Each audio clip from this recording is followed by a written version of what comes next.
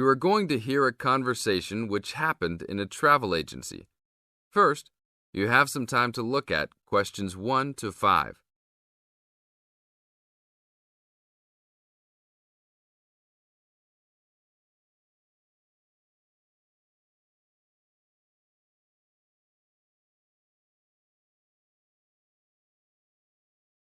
Now we will play the recording. Listen to the tape and answer questions 1 to 5. Hi, I would like to make a reservation for a round-trip plane ticket from London to New York. Welcome to the Student Travel Agency. London to New York. Let me see if we have any student specials for that flight. Yes, we do in fact. What days would you like to fly? I am looking for a flight around the 10th of October or so. And how about your return date? Ideally, the 31st of October.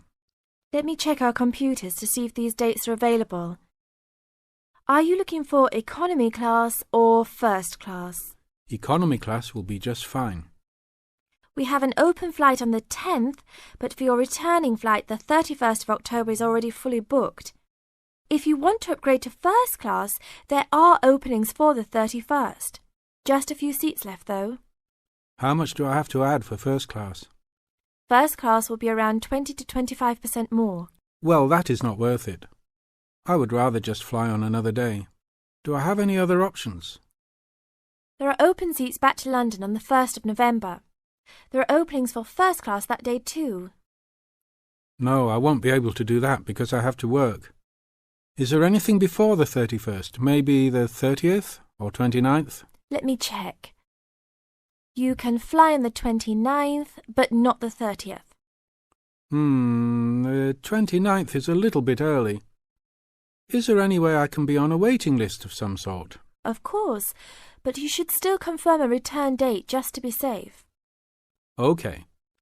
How about if I book a return date on the 29th and add my name to the waiting list for the 31st? Can I do that? Sure, I can do that for you.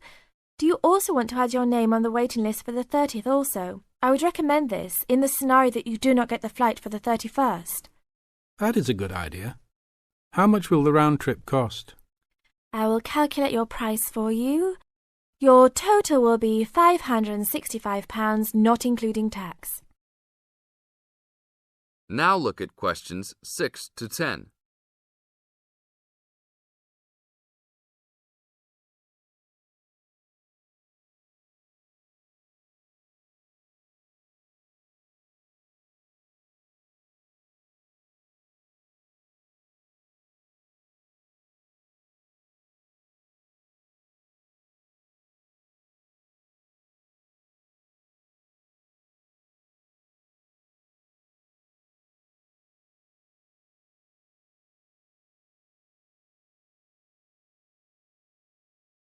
Now listen to the tape and answer questions 6 to 10. That's not too bad. Is there any discount for students? That is already including the discount. Without the discount, the price is easily over £600. OK, that sounds good then. Please put me down for those dates. I will need your information. Name and student identification number, please. Kenneth Conley, student ID 921232020. Your phone number, please. 87052109. Please tell me your mailing address. 354 Westchester Drive, London. Thank you very much, sir. How would you like to pay for the ticket? I think I will pay in cash. Well, you don't need to pay right now, just when you come to pick up the tickets. You will need to pick up the tickets at least 2 weeks before departure. That is no problem. One quick question. What happens if for some reason I need to cancel my trip? The student discount tickets are unfortunately non-refundable. However, if your cancellation is before 24 hours of takeoff time, then you can reschedule your flight for another day. If the cancellation is within 24 hours, then you forfeit your ticket. I understand. Well, thank you very much. I will see you next week. See you then. That is the end of part 1. You now have half a minute to check your answers.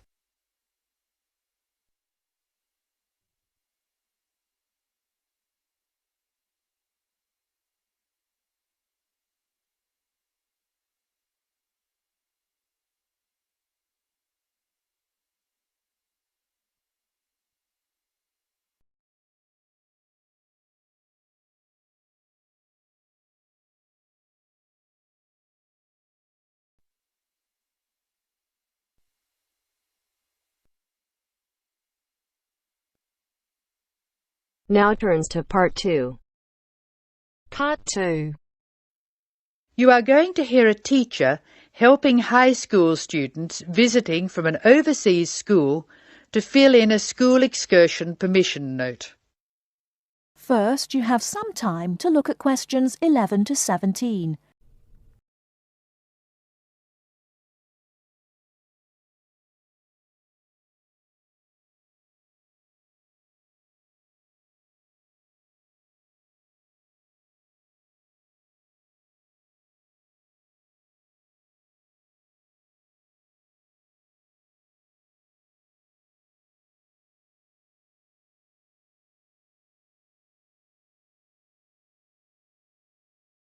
Now, listen carefully and answer questions 11 to 17.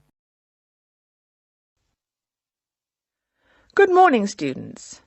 My name is Mrs. Brown, and I'm in charge of the school excursion next week. Please take out your school excursion permission note so you can fill it in. For insurance purposes, this note must be signed by your guardian or the group leader. First of all, fill in the name of your class. Everyone here is in 3A, aren't they? So write 3A where it says class. We're going to the Blue Mountains, which is great. So this is the school excursion to the Blue Mountains. The day we leave is Monday. That's Monday, June 10. We are travelling by bus all the way, so we don't have to worry about changing trains or anything like that. The bus will leave from the front gate at 8 a.m. I know we usually use the side gate, but because of the roadworks we will be using the front gate when we leave.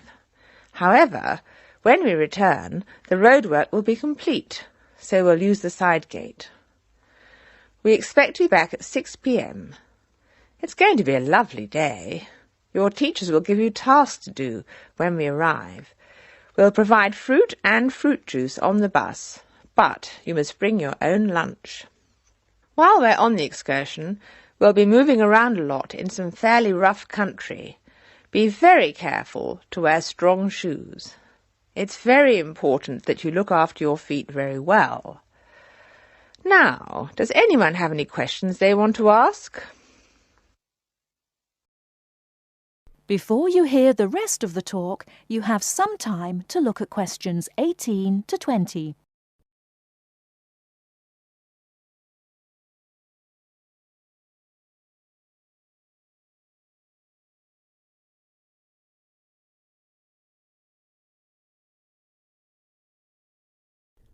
Now listen and answer questions 18 to 20. No questions? OK. I'd just like to fill in a few more details. The bus should arrive in the Blue Mountains at 11 a.m. We'll have time to do the first of our tasks before lunch. The bus is not a new one, but it does carry one piece of special equipment, a first aid kit. I certainly hope we won't have to use it, but it's nice to know it's there, in case we have a medical emergency. The other class on this excursion is 3B, so I know it'll be a good day. The last time 3A and 3B went out together was a thoroughly successful excursion. That is the end of Part 2. You now have half a minute to check your answers.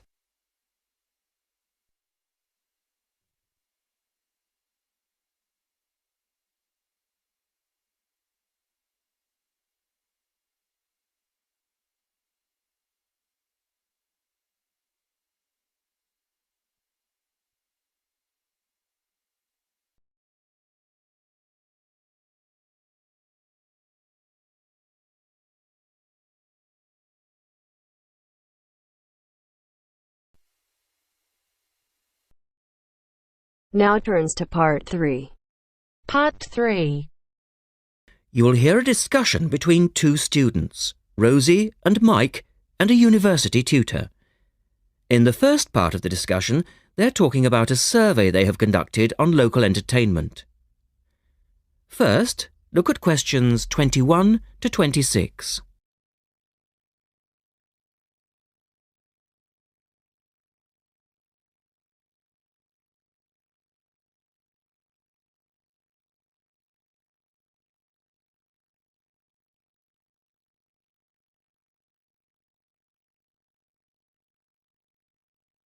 Now listen to the first part of the discussion and answer questions 21 to 26.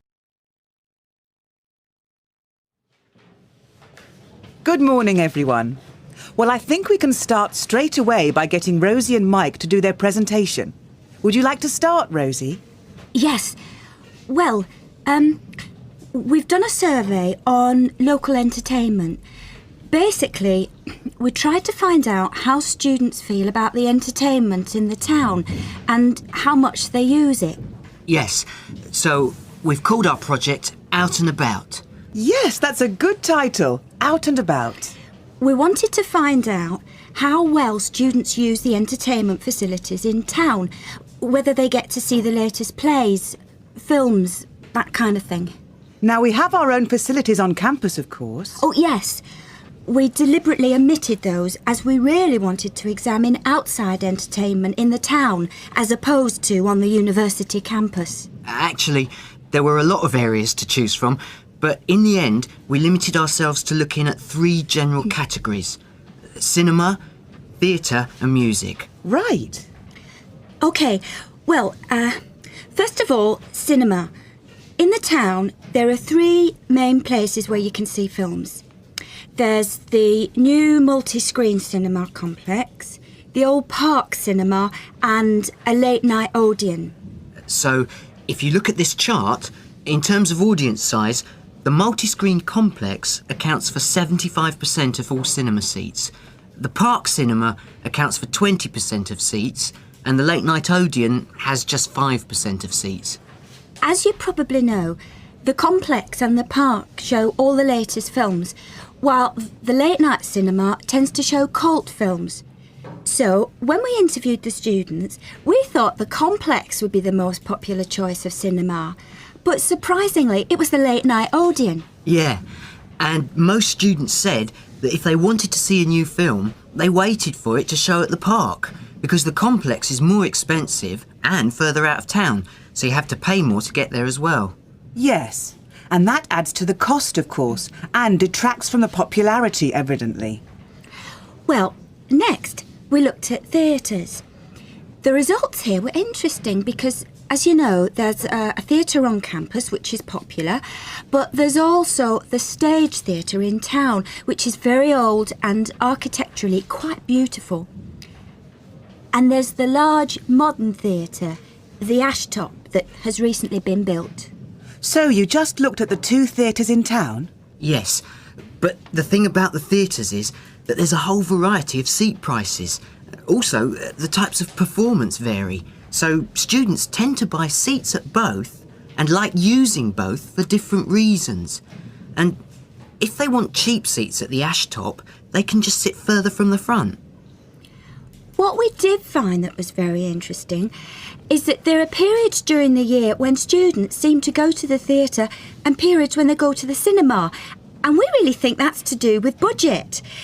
If you look at this graph, you can see that there's a peak around November, December when they go to the theatre more, and then a period in April, May when neither is particularly popular.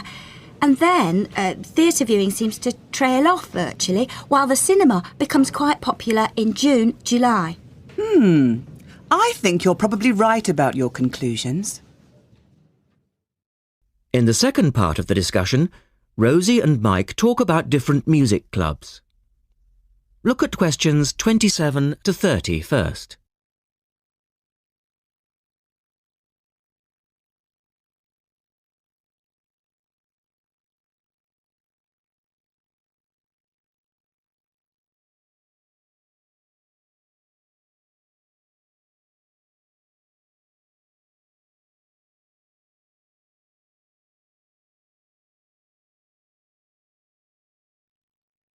listen carefully and answer questions 27 to 30. Well, lastly, we looked at music, and this time we were really investigating the sort of small music clubs that offer things like folk or specialise in local bands. So not musicals as such? That's right. We looked at 3 small music venues and we examined the quality of the entertainment and the venue and gave a ranking for these. A cross, meaning that the quality was poor, a tick, meaning it was okay, and 2 ticks for excellent. First of all, the Blues Club, which obviously specialises in blues music. This was a pretty small place and the seating was minimal, so we didn't give that a very good rating. No, we don't recommend that one really.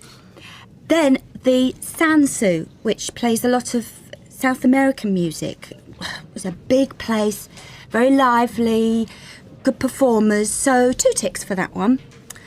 The Pier Hotel is a folk venue, a good place for local and up-and-coming folk artists to play. Not the best of venues as it's in a basement and a bit dark, but the quality of the entertainment was reasonable and the lighting was very warm, so we felt it deserved an average rating. Now finally, there's the Bald Rock Cafe, which features big rock bands and is pretty popular with students, and we enjoyed ourselves there as well, so top marks for that one. And then, did you get any information from the students as to which of the clubs they preferred?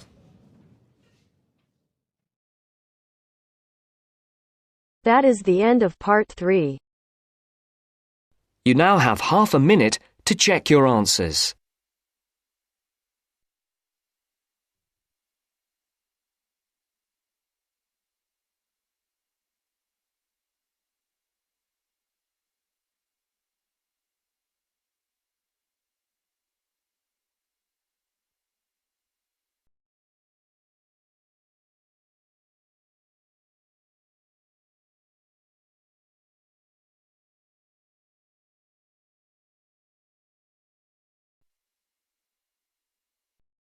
Now turns to part 4.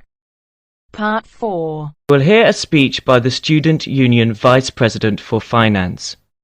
First, you have some time to look at questions 31 to 40.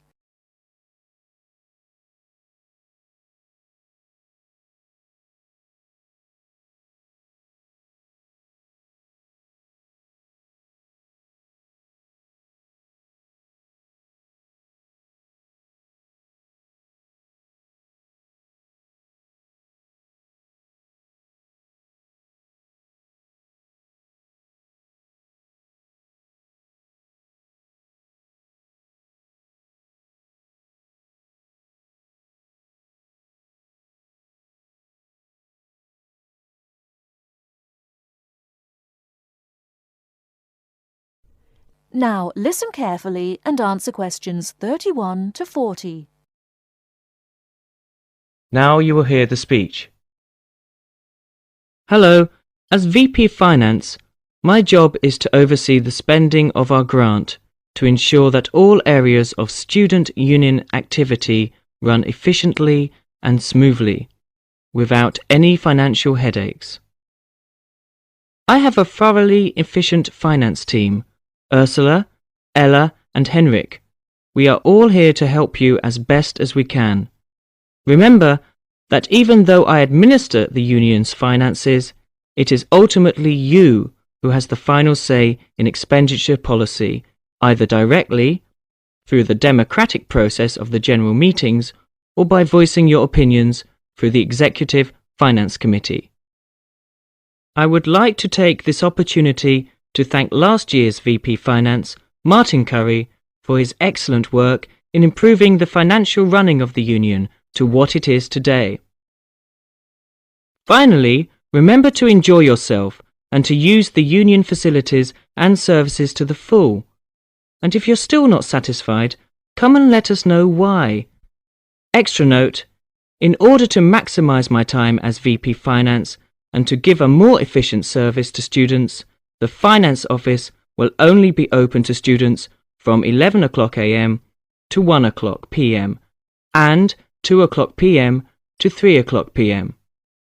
The cashier's office will be open from 12 o'clock noon to 2 o'clock p.m. daily. That is the end of part 4. You now have half a minute to check your answers.